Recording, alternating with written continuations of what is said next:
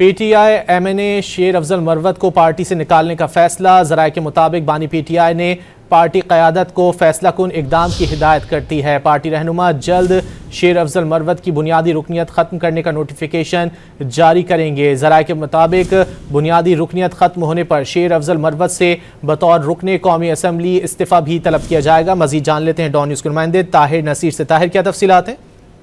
जी देखिए, PTI MNA शेर अफजल मरवत को पार्टी से निकालने का फैसला हुआ है। ज़राए का ये कहना है कि बानी पीटीआई ने पार्टी रहनुमाओं को शेर अफजल मरवत को निकालने की हिदायत कर दी है।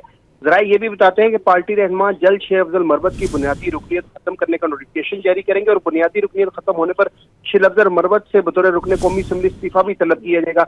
ज़राए का ये कहना है कि आज जो GHP हमला केस की समाअत थी, इस दौरान पार्टी रहनुमाओं ने बानी पीटीआई से शिकायत की जो स्वाबी जलसे में शेर अफजल मरवत ने किरदार अदा किया। उस हवाले से बानी पीटीआई को आगाह किया गया, जिसके बाद बानी पीटीआई ने शेर अफजल मरवत को पार्टी से निकालने का फैसला कर लिया। और इस हवाले से बहुत शुक्रिया ताहिर नसीर इन तफसीलात के लिए।